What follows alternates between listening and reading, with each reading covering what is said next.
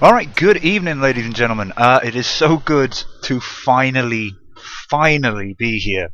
We've been waiting for quite a while, but we are here for JDL 5. It is Goomba Gaming up against Rage Esports from the Europe 2-point-something division.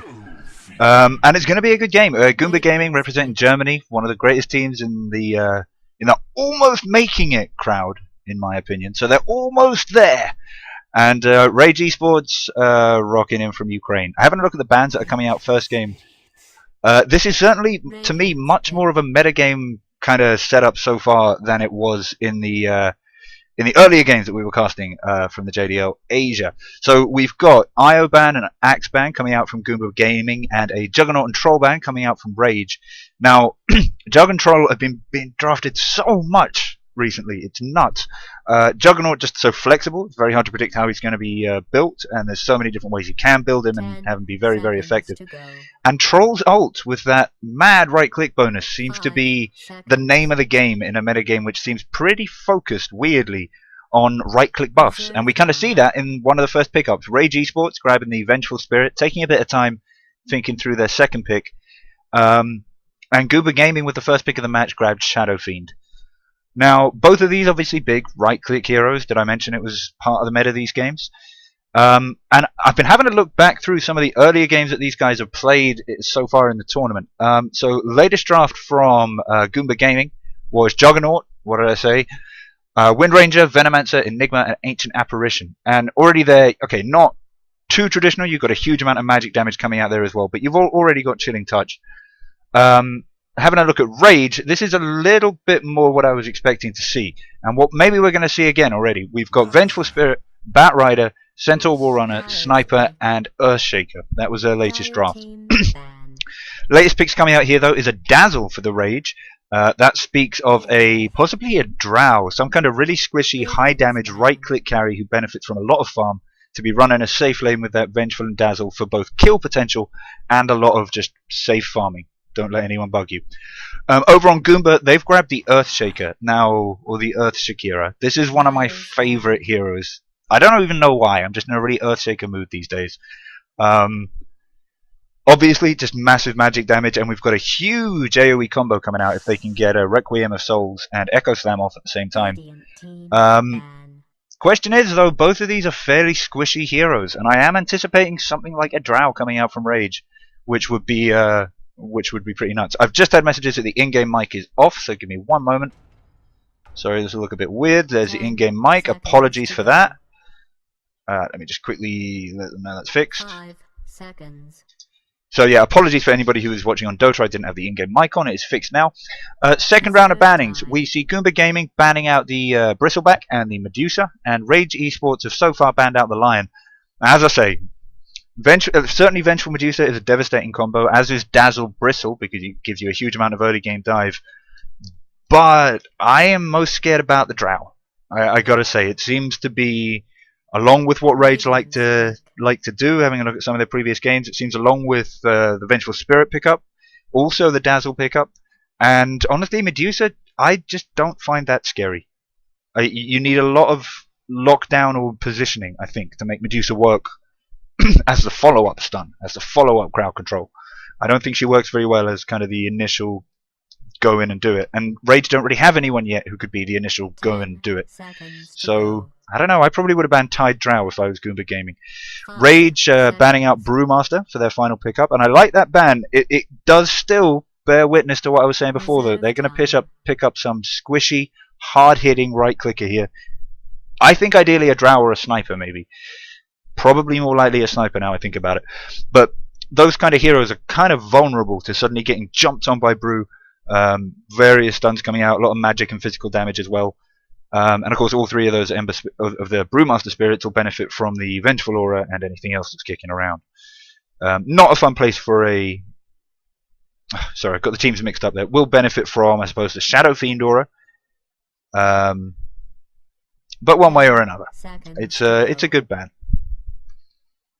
Now, this is kind of strange to me. It seems like, okay, I was wrong. Raid picking up the Lycan, so that's another hero who can add to the right-click buff to the whole team. And I think we are still waiting for a Sniper or a Drow. Maybe not a Sniper or a Drow, but some kind of glass cannon to come in, who's just legendary for right-clicking at range. The Lycan is great and adds to that, but I don't think he fits the mold quite yet. His right-click is on and off, depending on whether or not his ult is off cooldown. And again, he can be used to support another core. Same way Vengeful Spirit supports a core. So to me, he's not the cherry on the cake. I think we're still going to see something. Like, ideally, I think if Rage could pick up Tidehunter and Drow. I'm just thinking about that. Tidehunter and Drow, maybe Centaur and Drow. Something along those lines. Centaur might be nice because it would keep the rest of the team caught up to Lycan when he pops his ult, which is always a little bit of a concern. But yeah, I kind of like the Lycan. My only concern for it, though, is, again, a squishy hero. And if they weren't going to pick up the cherry on the cake here, you know, the sniper or the Drow, or the one that's really going to turn the whole game around for them in the late game, if they weren't going to pick that up here, I would have liked someone with a little bit more tank than a Lycan, because you cannot turn your nose up at Earthshaker Shadow Fiend. And they're not even going to be in the same lane, but any team fight involving those two heroes is not going to be easily won. Let's just say that. Phoenix picked up from Goomba Gaming. We actually caught this in the previous game as well with oh my gosh, what were they? Il Vincentore. I think it was them who grabbed the Phoenix and did amazing things with it. Grabbed the Ags. No, it wasn't them. It was Garuda Infinity. My bad. But they grabbed the Phoenix. Or was I wrong? Maybe it was Il Vincente. I'm not sure. One of the teams did it and did amazing things with the Ags. Pushing up on a high ground, forcing the heroes back a little bit, popping the Phoenix ult, and then just as the Phoenix ult is about to expire, drawing all of the heroes back into Phoenix, grabbing them in the ult, and everyone gets healed. It's beautiful. It's a beautiful combo. And also works so well with Earthshaker and Shadow Fiend. Earthshaker by himself can team wipe in the right circumstances when there's a lot of stuff around, can team wipe and lock down an entire team, certainly for long enough for Phoenix to get the ult off, which is what you really want. Now Rage going for a crazy pickup next with a Broodmother. Wow. Okay, so let me get my head back on quickly.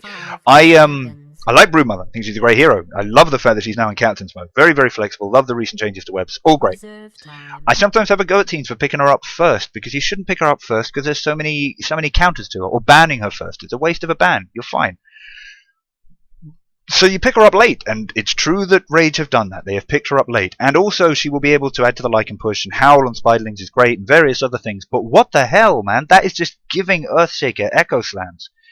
And it's not like Goomba Gaming don't have a huge amount of AoE already, even when the Echo Slam is off cooldown, to take care of any waves of Spiderlings. We've got Rages, we've got everything about Phoenix, and we've got all the rest of Earthshaker's abilities, and now picking up a Tidehunter, who's another hero who can do fairly well against Brood. Now, Rage, I'm sure, are a very good team. I have heard good things. I've been doing my research. But this seems nuts. I want to say maybe they've got a crazy-ass strategy, and I've just had an idea what it might be.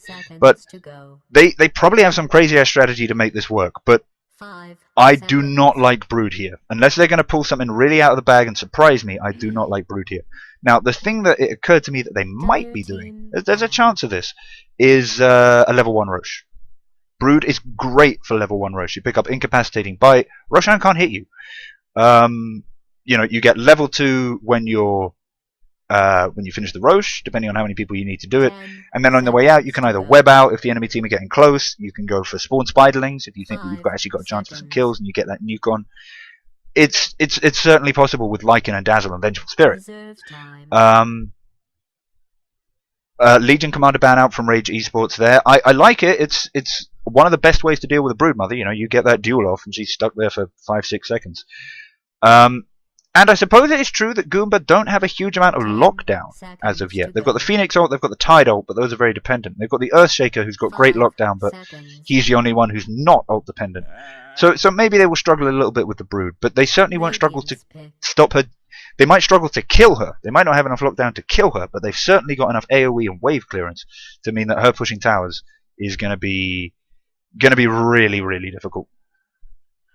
Final ban for Goomba Gaming is the Storm Spirit, and we're just waiting for the final pickup now from Rage. I'm trying to look at anything else that might make this Broodmother make sense, but it is a It's a mission, friends. It's a real mission. 5 seconds. Invoker pickup from Rage. Now I do like the Invoker. I got. I'm very. What would you call it? Invoker philiac. He's a good guy. He can do a lot of things. Mainly Quaswex these days. And Enigma picked up from Goomba Gaming. So, wow, the team fight from Goomba is something to be respected, no matter what. Let alone the fact that they've got ridiculous wave clearances into a Brood and a Lycan. Which is what you want against those heroes. Even aside from that, against almost any team, any draft, any lineup, I would be saying be careful of what Goomba Gaming have right now, because if they get everything off, you're dead. It doesn't really matter whether you are trying really hard or whether you've got a scaling carry somewhere else. You're dead. It doesn't matter if you counter it even, you're dead. But BKBs are going to be a cool pickup here for Rage. Lycan is probably going to be picking one up very early, same with Invoker. And those are going to neutralize a lot of what Goomba can do.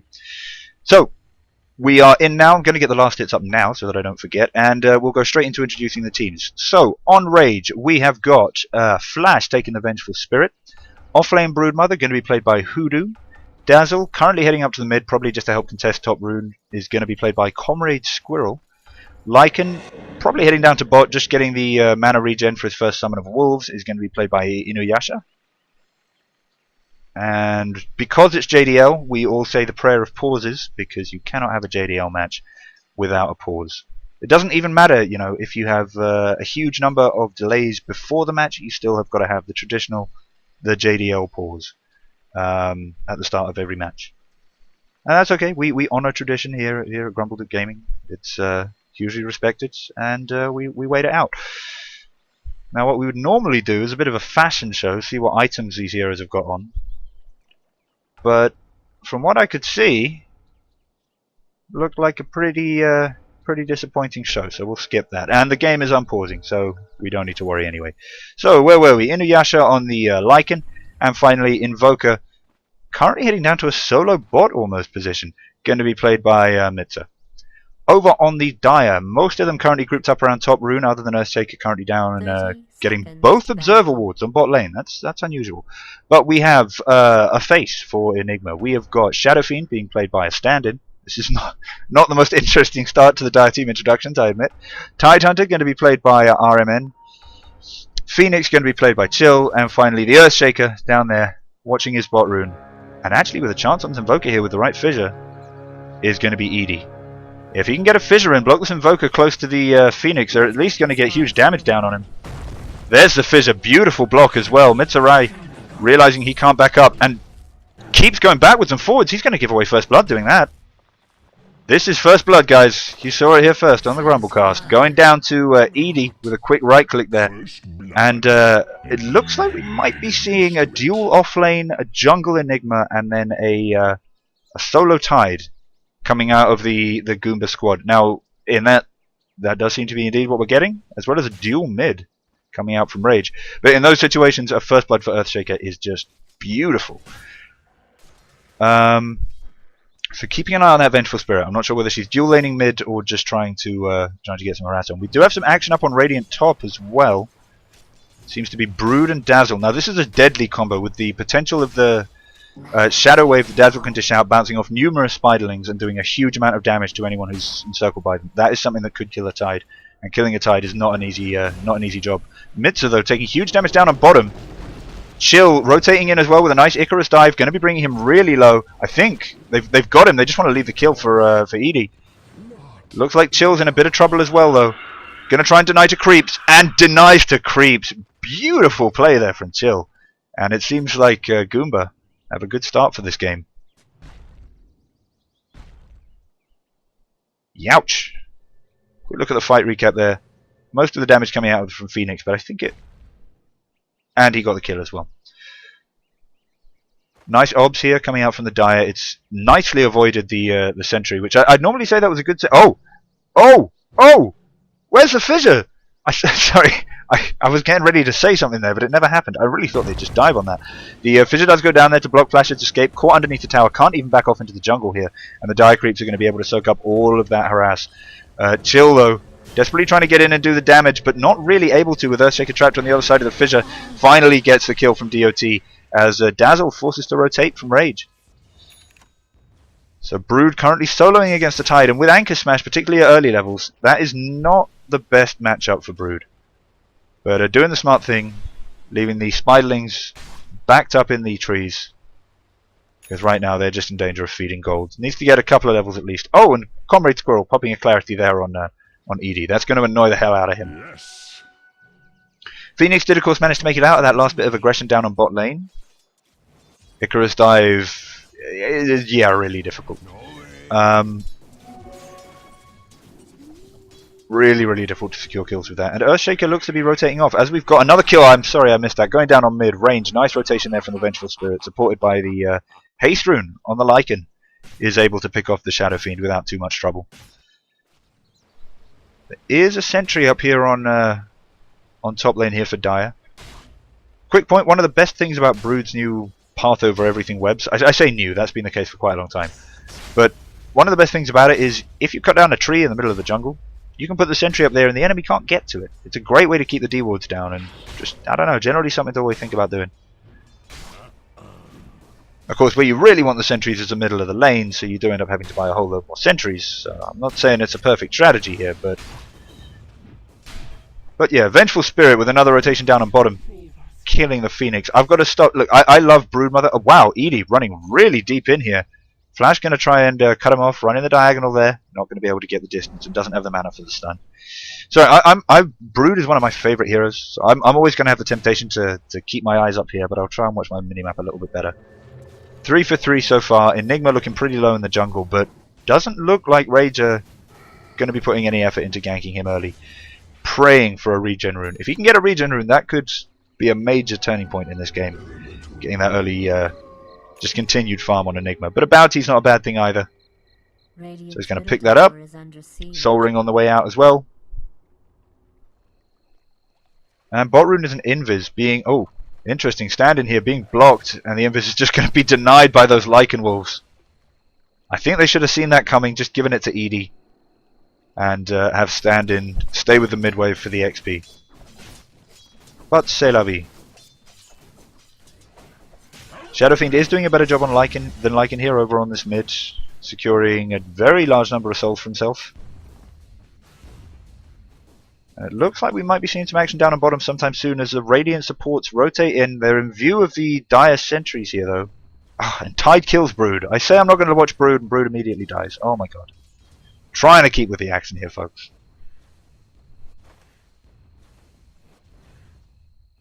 So it seems that we do now just have a pretty standard tri-lane coming out from the Radiant.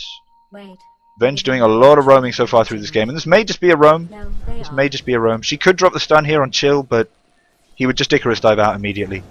There's really not a huge... Okay, here we go. Cold Snap might be able to help out. We do get the Venge stun as well. Don't know if that's going to be enough. It is. Invoker with the DOT finishes off the Phoenix. And that's a very, very useful kill. Phoenix, still a hero you don't see a huge amount of, but great potential in the right hands. And I got to say, on a team with all of that preliminary stun, Black Hole, Ravage, and Echo Slam Fissure, you've got exactly what you need as a Phoenix. If he can get some decent health up too, he'll be able to get away from most ganks just by soaking up whatever harass and stun comes his way, and then Icarus diving out and healing up really quickly. He's already gone Tranquils, so his HP regen is going to be very high throughout this game. Inuyasha gonna sneak up top and grab this bounty rune, despite the fact that Stand-In actually had the lane pushed to the point where he should have been able to control the runes early. Now, if those wolves can beat that Shadow Fiend down to bot rune, that would be absolutely great. They're going to try for a kill though instead. Get those wolves down, friends. Get those wolves to that rune. Stand-In is on his way there, and you really need to deny him that mana. It would do so much for him. Flash caught out in what is a beautiful fissure by this level 4 Earthshaker. Going to be able to do the Enchant Totem stun as well in a moment, but isn't even needed. And the kill goes to Shadow Fiend, who did end up getting that double damage rune. So I really think that could have been played better by Rage. They didn't have vision of all the rotations that I did. Oh dear, and caught out by this fissure as well, getting razors dropped down. Shadow Fiend isn't going to be able to advance much with these wolves blocking him as well as the fissure. But they really want this Lycan. I don't think Edie's going to be able to get the mana to drop another fissure though. And being scouted out by the wolves as well there in the back lines. RMN doing a really good job up here on top lane. I haven't really been focusing on it because I've been trying to avoid this lane because otherwise I'll just never leave it. But 46 last hits on that Tidehunter, even beating out his own Shadow Fiend. Highest farm on the Radiant, on the other hand, is the Brood, 43. Now, Invoker, who supposedly is a safe lane carry, admittedly not necessarily in a tri-lane, there's some kind of roaming going on. But he's sitting way, way down at 18. Earthshaker does get caught out, though, by a huge spell combo. Tried to be clever, but caught out by that nice Radiant Observer Ward. The Black Hole goes down, though. Mitza in real trouble here. Even if the Black Hole doesn't kill him, the Phoenix ult will. Now, those are some big ults to be dropped straight off the bat, but you know what? Most of the time you see teams saving those ults for so long, you've got to wonder whether there's ever going to be a team fight that's good enough to use them. I think you can certainly use them once at 5-8 minutes. If you get a core kill, it's a bit big using both, but whatever. You got the core kill, you forced them out of lane, so they've actually got a chance to push this tower down now as well. And it'll probably be off cooldown by the time the next big engagement happens, particularly as Goomba seem to be setting most of the aggression in this game so far. Bottom tower is under siege. Pings out on bot rune, stand-in running up to get it. Gets his bottle filled with one quick charge for Enigma. Midnight Pulse dropped down to clear the way on these creeps a little bit. And that was a quick steal by Dire. That was a nice Radiant Ancient stack. I gotta say though, Enigma without Black Hole, I always feel it's a little bit risky to be hanging out in the enemy jungle. Don't know if Venger's gonna prove me right here. She's only got her stun, no switch. The stun does go down though. The Eidolons are dishing him more damage, and Flash is going to be slowed down hugely by this Enigma stun.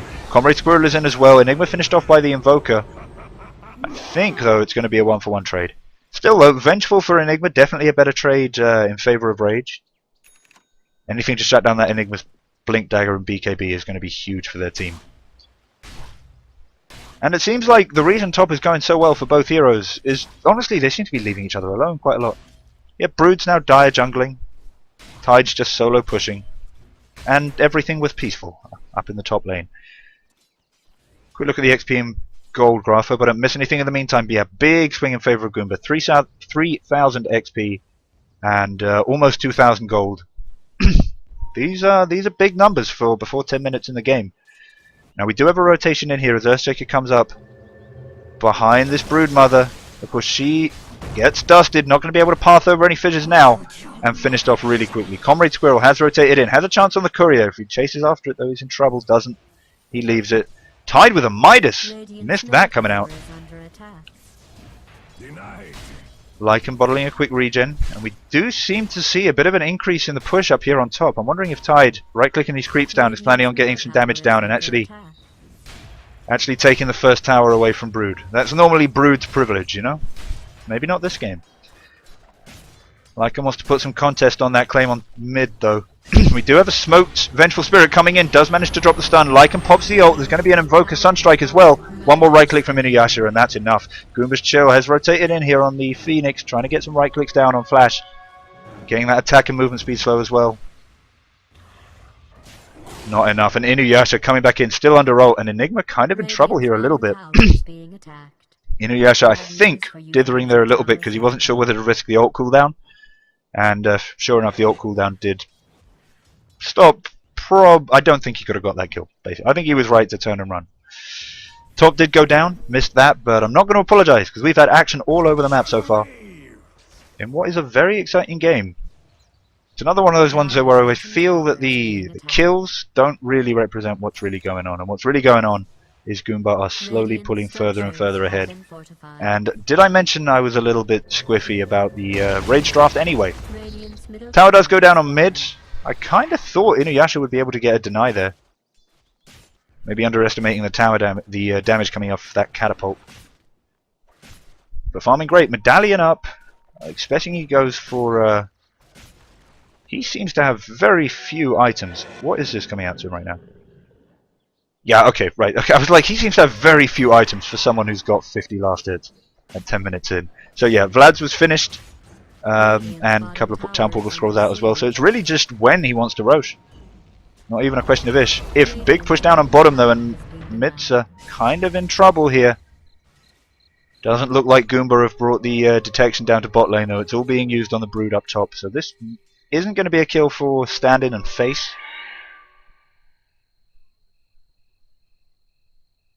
And Invoker did get the deny on the tower. Well played from him.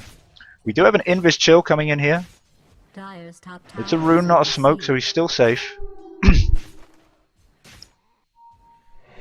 Now, I'm trying to work out where the jump is going to be, and I think it might actually be top. I've got to keep my eye all over the minimap this game. Very flexible heroes, and lots of kill potential at inconvenient moments. Oh no, it was bottom. Nope, it wasn't. That was just a Phoenix luring out some damage. But with Icarus dive, that's a very survivable hero. And actually, though, off the back of that, they're going to smoke the Lycan into Roche. That was very well played by Rage. This is a great time to do it with the. You kind of assume it's okay. If you don't see them chasing, you're like, okay, they're not there because they're not chasing me. You don't think to yourself, oh, well, maybe they are smoking into Roche. Now, this courier was spotted. RMN is going to try and get it. I think he spotted it for a second there and doesn't get it. So he's going to back up to his jungle with the lane pushing out. Lycan still working down this Roshan. This will be an easy, quick one for him. Now, if he can get that Aegis, then I'd say save it until Shapeshifter's up at level 2. Maybe finish the treads in the meantime. And as soon as he hits 11, just go nuts. Flash chased out on mid lane by quite a few of the dire heroes actually. When you're rotating that many people in and not getting kills, you're definitely not taking advantage of all the farm that the map has to offer. And wow, this has got to be scary for Inuyasha. I don't think he knows it yet, but there are so many dire heroes around here, and he just TP's out. Excellent call. Wow, that was clutch. And this is kind of what I was saying from Goomba. They've got the better lockdown, I think, because Tornado's cooldown is just a little bit too long for Rage to really have that count for them much. But they don't have lockdown, other than ult, they don't have lockdown on anyone other than the Earthshaker. I guess the Maledict, is it? I think it's Maledict. Yeah, Malefice, god damn it, some of these names. Malefice, of course, can interrupt a TP. Maybe they could have got it there if Enigma had his blink up, but he's going for the mech first. But either way, I've got to wonder whether a few more stuns might have done them some good. Up on top lane, Edie is coming up. Now, when you start seeing heroes rotating into Brood's lane who aren't normally fighting Brood, it generally means they're trying to kill her. But I think in this instance, we're just seeing Tide rotating into the jungle, maybe take care of a stack.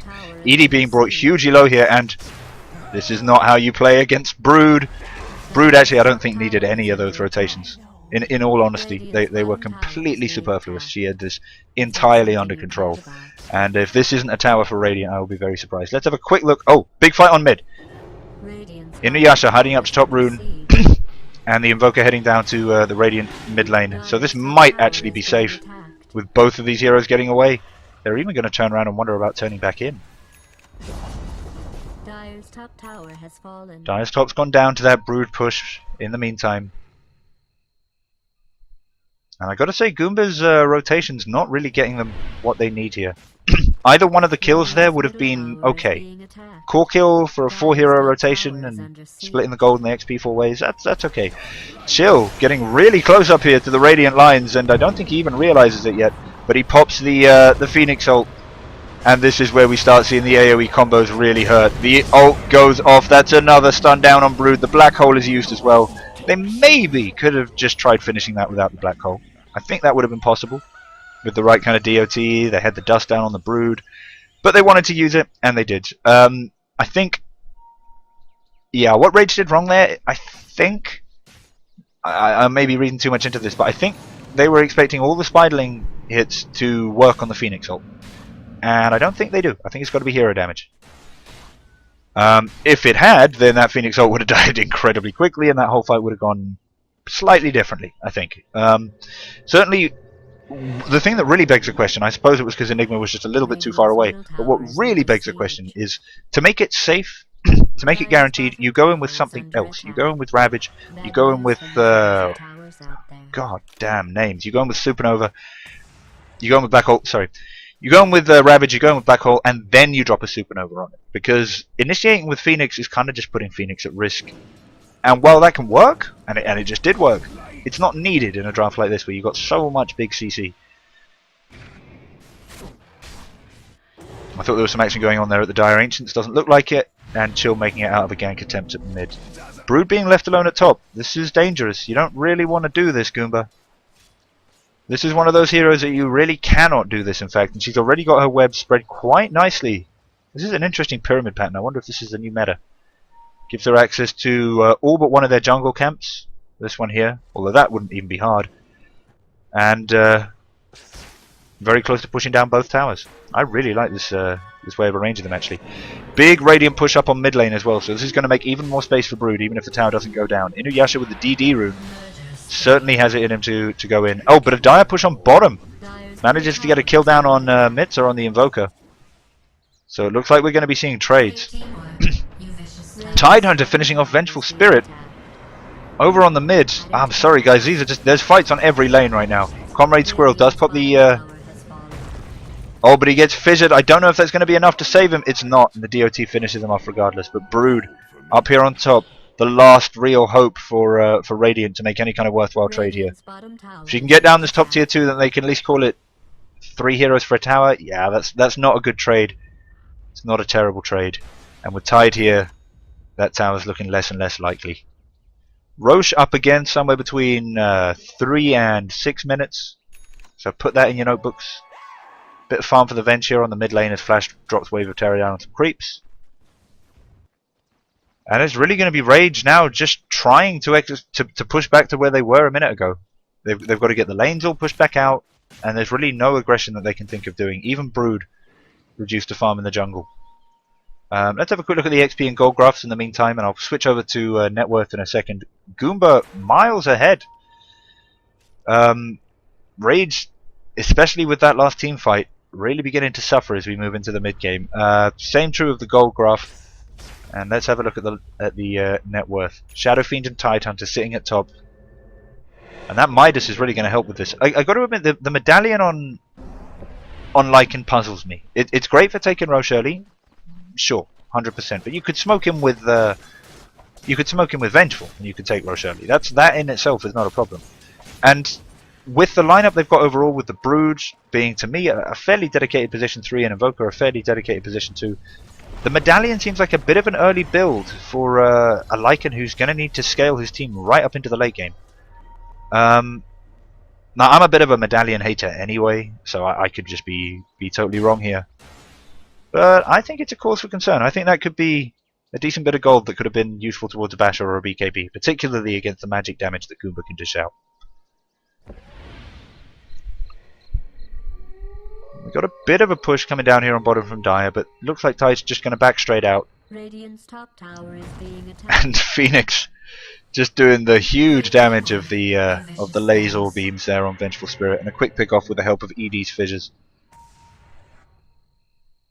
Inuyasha now wants to rotate in behind this Tidehunter, and we've got the Dazzle, Slow and Weave, so there's going to be huge damage here for RMN.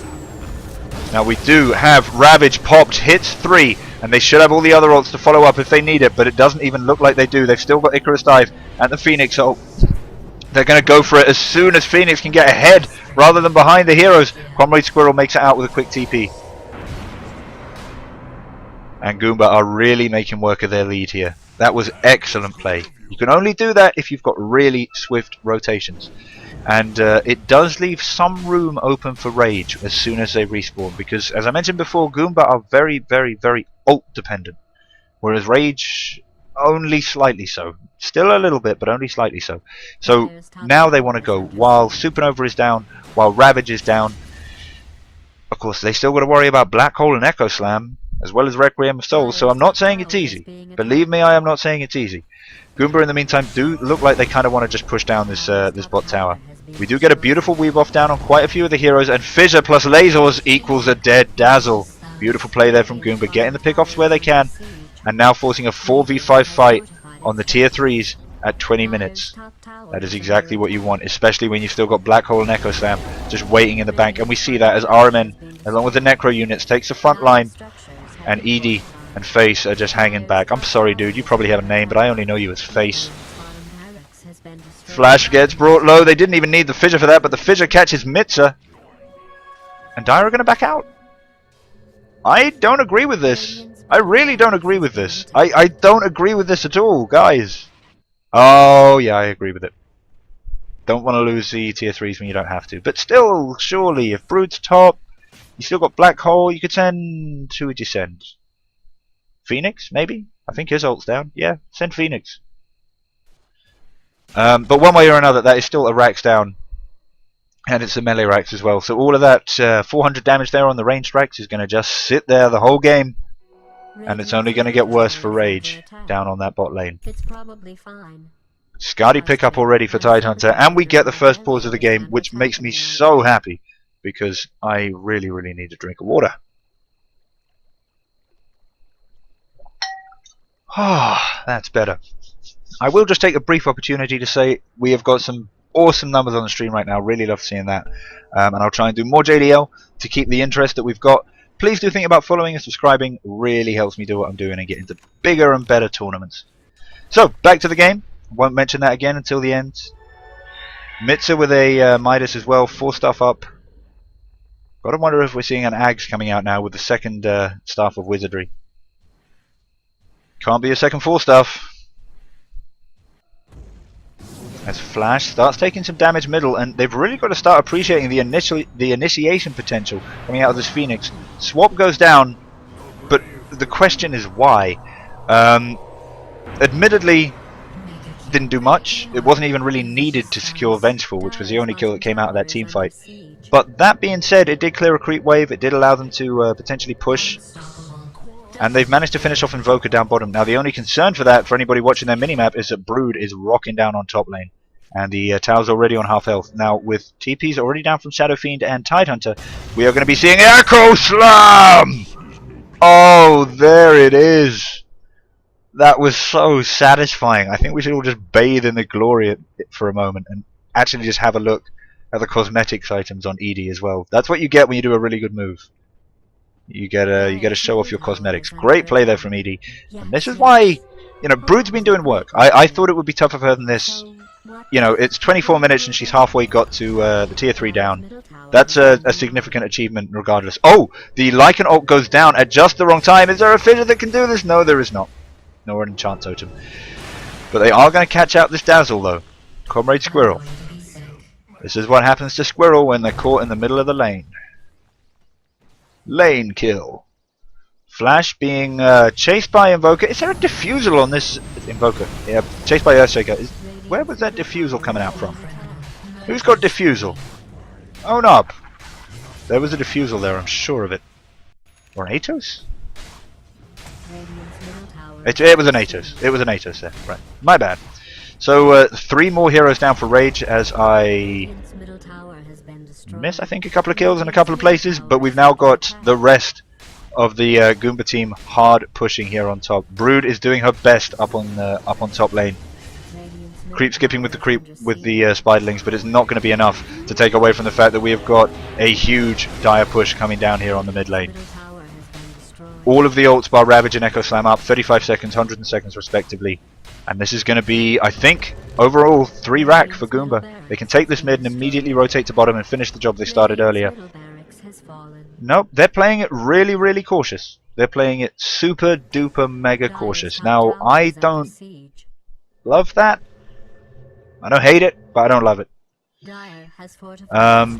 Certainly with a Brood pushing down your top, I can kind of see what you're doing there, but you've got some very mobile heroes with Blink Earthshaker, with Icarus Dive on Phoenix. Ty's probably got his Blink up as well. If you can't knock a couple of right clicks down on that ranged Rax every time you go up there, then I am really surprised.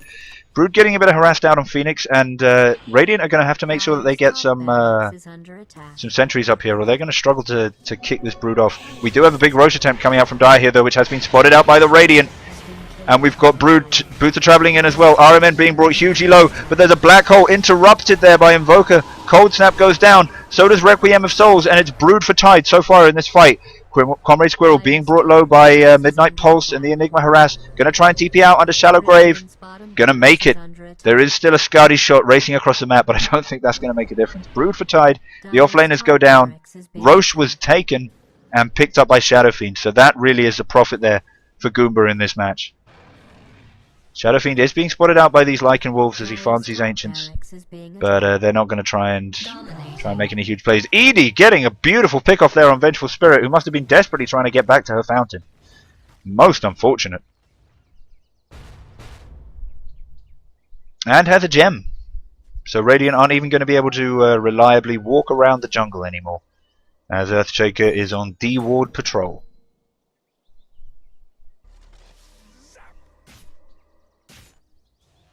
Now, we haven't done this for a while, but let's go through all the buttons while we've got a bit of a lull. Well, I say a lull. Dire are pushing top.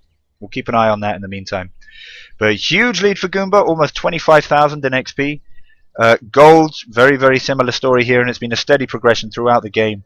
Having a look at the quick items that we've got out, we've got a Midas on each team, Invoker and Tide, obviously doing more for the Tide right now.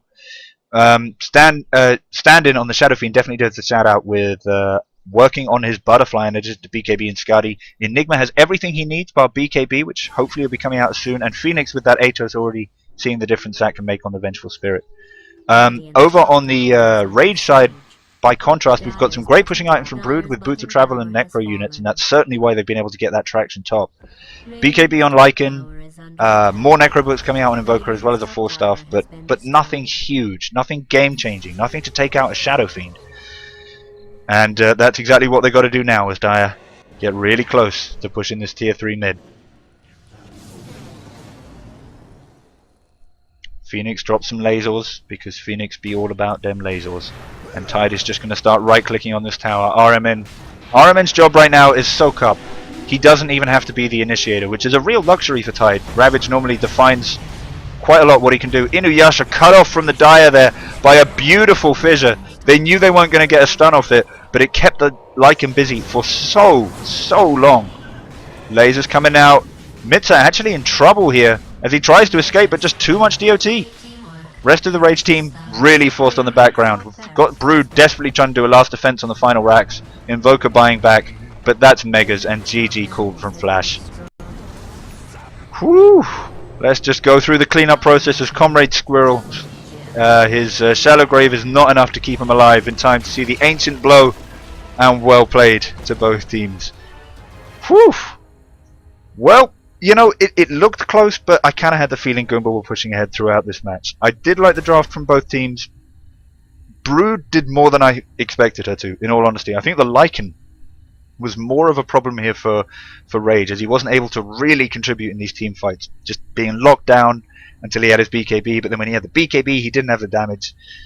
I expected the Brood to be the reason they lost. I don't think it was. I still don't like it in the draft particularly, and we did see that one beautiful Echo Slam from Edie. But that's all for Game 1. We'll be coming straight back in with Game 2 as soon as the lobby is up and ready. Thanks everybody for tuning in. Please do like, follow, subscribe if you're watching on Twitch, and I'll be going to the Be Right Back screen now and popping on some music for hopefully just a couple of minutes. Stay tuned. Ciao.